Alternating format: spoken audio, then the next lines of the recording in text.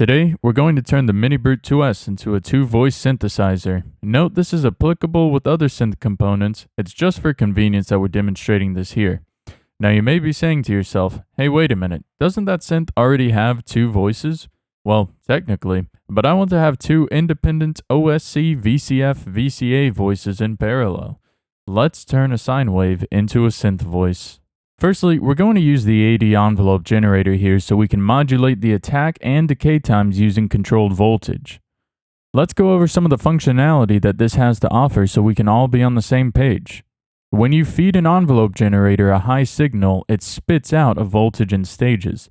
The AD envelope has two stages, attack and decay.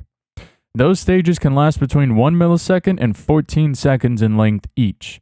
We'll have this generator in gate mode, which means two things. Firstly, when it receives a high signal, it'll go to the maximum value at a rate specified by the attack fader and hold the maximum value, while the input signal is still high. Secondly, when that high signal goes low, the output signal will decrease to 0 at a rate specified by the decay fader. Sine waves are pretty neat. They've got some cool periodicity going on. We'll just talk about them for a minute here. Basically, the output of a sine wave is just a periodic signal that oscillates between some pair of high and low amplitude values. Since the sine wave will only stay high for one part of its interval, we can use it to send a high signal that will match the frequency of the wave. Note that this setup will work with most other waveforms. This is just for the principle of getting all this cool stuff out of the most fundamental building block. If we set our attack and decay times as small as they'll go, our envelope generator will output a pulse wave that matches the frequency of our sine wave. In other words, we have made a new oscillator just from the envelope generator being triggered at audio rates. Now if we increase the attack or decay times, we basically interpolate from an audio rate signal to a DC signal.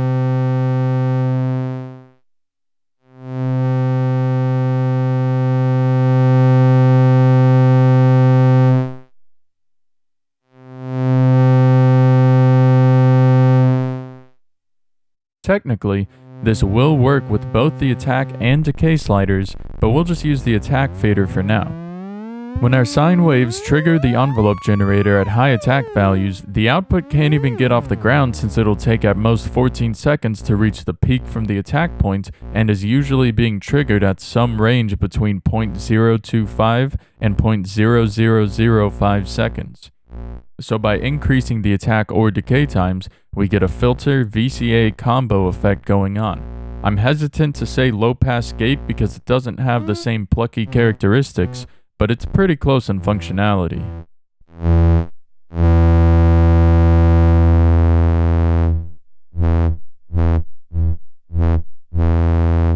Let's say I want my envelope generator to throw up a note when I input a key and not throw up notes when I'm not feeding it keys.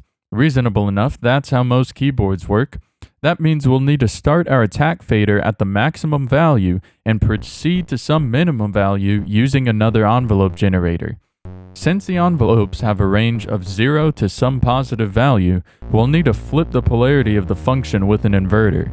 Plugging that into the attack CV input, we finally have our finished synth voice that sounds decent and is totally independent of the onboard filter and VCA.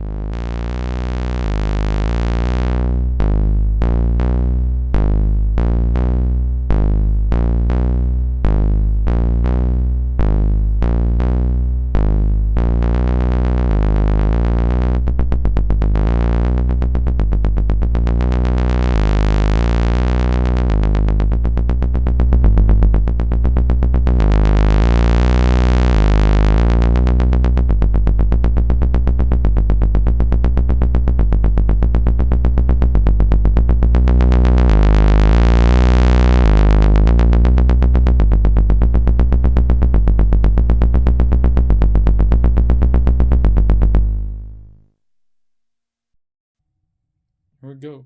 2, 1, go.